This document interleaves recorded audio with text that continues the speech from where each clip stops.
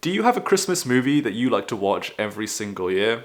For me, that movie is Home Alone. I've seen Home Alone so many times, I know all of the pranks that he's going to pull, I know all of the plot points of the movie, I even know some of the lines of dialogue that the actors say, but I still love watching it every year. So in this video, I want to explore that idea. Why do we love rewatching movies at Christmas? Why do we still enjoy them even though we know everything that's going to happen? And why do we do it at Christmas specifically? That's what I want to talk about in today's video, using the power of behavioral science and psychology to understand this weird behavior. My hair's a mess. Let's ignore that. Let's jump into the video. Okay, so the first reason why I think people like rewatching Christmas movies could be due to something known as the mere exposure effect. I talked about the mere exposure effect in a previous video, but just as a reminder, in case you haven't seen that one, the mere exposure effect is the idea that the more we're exposed to a certain stimulus, a certain movie or concept or idea, the more we actually like it.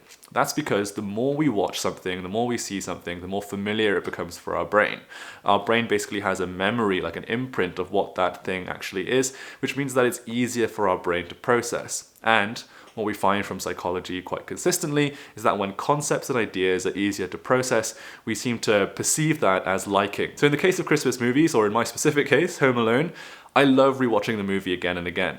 Even though I know everything that's going to happen, that's actually part of the reason why I enjoy it. It's predictable, it's reliable, and it's very easy for my brain to process, and therefore I think that I really like that movie. The second reason why we might like to watch Christmas movies again and again is this sense of ritual. Christmas time is fun, but it can also be very stressful. We're hosting the family, maybe they're coming together after being separated for a long time, maybe we have a big party to plan, there's lots of present buying and decorations to put up, there's lots of additional things that we do around Christmas time, which, while fun, can also be quite stressful. But what's interesting about the research into rituals in psychology is that performing a ritual actually has a calming effect on the body. It's almost analgesic when we perform a ritual, it almost acts like a painkiller for us. In fact, research into rituals has shown that performing a ritual lowers cortisol, the stress hormone in the body. So when it comes to choosing a movie to watch at Christmas time, it makes sense that many of us would want to choose something that has this analgesic effect, since many of us will be feeling perhaps a little bit more stressed than usual. Having this reliable part of the day where we watch this familiar movie that we know exactly what to expect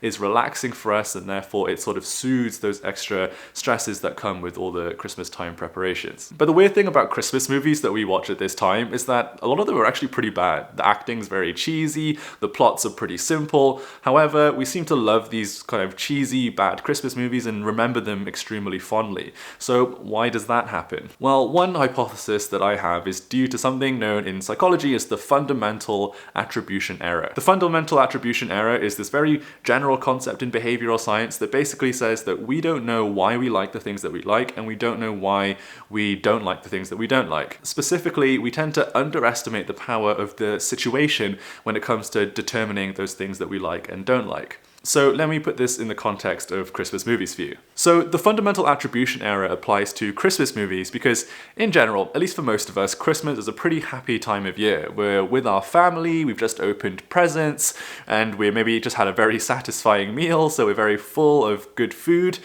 For many of us, this means that we'll be in generally a good mood, regardless of whatever activity we're doing. But if that activity happens to be watching a specific Christmas movie, then that might mean that we attribute the good feelings that we have to the quality of the movie, when in reality, it's probably the situation which is playing a large contributing role to how much we're enjoying that movie. For example, imagine watching the same movie when you're hungry and you've just had a big argument with the people in your house. You know, are you going to enjoy that movie the same, or are you going to think that it's less good? You're probably not going to enjoy it as much. But because Christmas Day, at least for most of us, most of the time, is a pretty happy occasion, that means that we might misattribute the reason why we like those movies to the movie itself rather than the situation. So as a result of this fundamental misattribution error, and maybe that being applied multiple times, maybe every single year when you watch the same movie on Christmas Day, that means that your memory of that movie is going to be kind of clouded and misconstrued into being extremely positive.